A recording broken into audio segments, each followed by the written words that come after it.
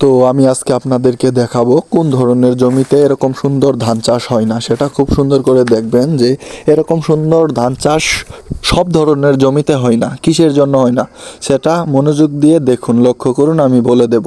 তো এখানে দেখুন, আমি একটি ফসলের দৃশ্য দেখাইতেছি। তো এই ফসলটি ভালো হয়নি, কারণ হচ্ছে সঠিক জমি না, সঠিক যে ধান চাষ করার একটি জায়গা আছে, জমি আছে, সেটা এই জায়গাটা না, যার ফলে ফসলটা এরকম নষ্ট হয়ে গেছে। দেখুন, একটা ধানও কোনো ভালোভাবে পুষ্ট সিজা হয়নি। এটা কিসের জন্য হয়নি জানেন? এটা হচ্ছে আপনার ভালো যে জমি লাগে ধান চাষ করার জন্য, সেই জমিটা এই জায়গাটা না।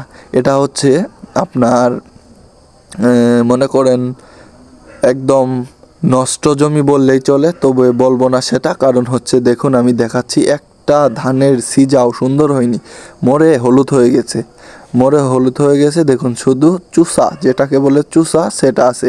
খুব ভালো করে একটু দেখুন, সেটা আছে চুষা। তো এটা দেখে তো আপনি বুঝতে পারছেন যে এই জমিটা ধান চাষের জন্য উপযোগী নয়। সেটা আপনাকে খুব ভালোভাবে আমি দেখিয়ে দিলাম যে এই জমিটা ধান চাষের জন্য উপযোগী নয়। যদিও আমরা একবার চাষ করে দেখিয়ে দিলাম, যাতে মানুষ বুঝতে পারে যে সব জমি ধান চাষের জন্য উপযোগী নয়।